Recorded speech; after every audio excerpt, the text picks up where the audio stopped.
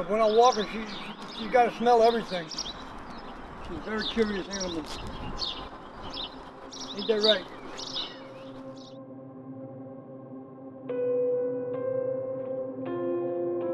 I got caught up in a little bit of drinking, but mostly drugs that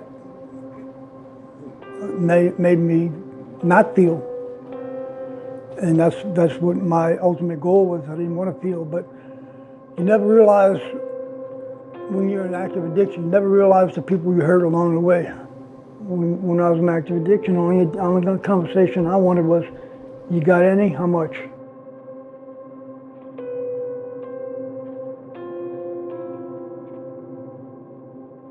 So it brought me back to my cell, and I got down on my knees, and I didn't try and make a deal with God. I just told God, just stick with me, stay with me while this goes through, and when I'm done with it, I'll be clean. That was the Tuesday night. Wednesday, about 4 o'clock in the afternoon, they called me back in front of the magistrate. Magistrate informed me that Louisiana dismissed all charges. And I was released the next day. Friday morning, I was at a rehab center.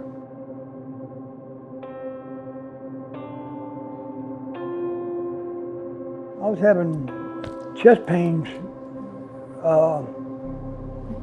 pain radiating down my arm. And I wound up in Ochsner for 4 days, and they were checking my heart out. It wasn't my heart. They don't know exactly what it was, but I think it was my body telling me, hey, something's wrong. And that's when they told me, you know, I had Hep C and I needed a transplant. I was, I think, 11th on the list. It wasn't long after that they called me. I remember getting on a gurney, going to the operating room. My sister was in the door of my hospital room, and I could see the tears welling up in her eyes. I said, don't worry, I'll be back. And she just nodded.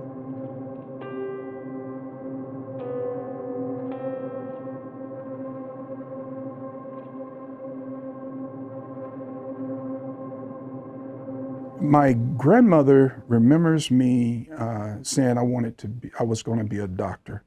When she said I said that when I was 4 years old. Despite the family thinking I was aiming towards an unachievable goal because of the poor conditions we grew up in, you know, I never gave up on it. And despite the alternative suggestions of what else I could become and should go into, I basically ignored those and continued down the straight and narrow pursuit to be a doctor. When I was over in Iraq in 1991, I even had the copy of the contract with the local civilian hospital in my hand that my friend was still trying to get me to come join him in practice to. And when I finished in Iraq and finished my term in the Air Force, I could go on in private practice. I looked at that copy and I thought about it, and I said, you know, these guys are dedicating themselves to the country and to protecting the country and giving their lives up for this. I said, and here I am thinking about going into private practice just to make more money. And I said, it's not worth it. I said, that's not what medicine's all about to me. It's not the money. And at that point in time, I got up and I took the contract and went over and dropped it in the wastebasket. And I never looked back after that. amyloidosis, amyloidosis, which better known as an ATTR subtype, that makes abnormal proteins, and the liver abnormally folds, shapes those proteins. They get into the bloodstream, travel, and they get deposited in places they shouldn't be deposited because of that. And namely into my peripheral nerves and into my heart muscle. And then I had a pretty good idea what the prognosis was, because once that particular disease has been diagnosed, from the time of diagnosis, you only have about 2 or 3 years left to live. So you could pretty much start counting down the time at that point.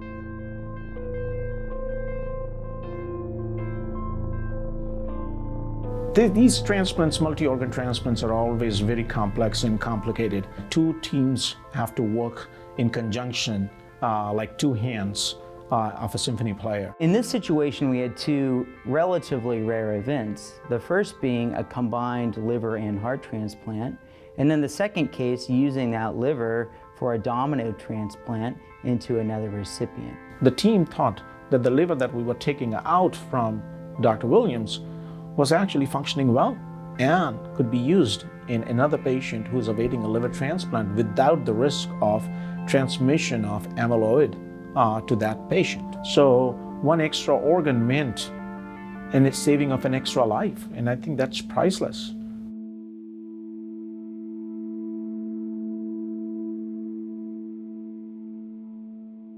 You know, what I'm really looking forward to is the fact that this agape, this God's love thing, I'm looking forward to witnessing face to face how it extended from me to him and or back the other way, or her, whoever it is.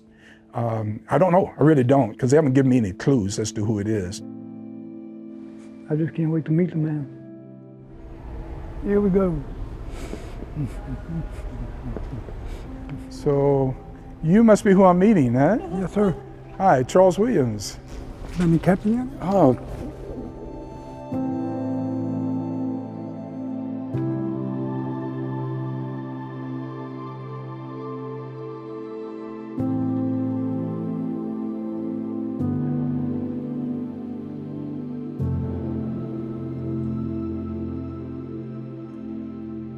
I don't know how this works for the interview, but I have never come as close to God as I have during that time.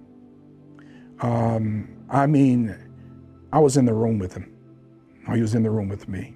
And I'm not sensed like God is always with us kind of thing. I mean, I knew that. He was there.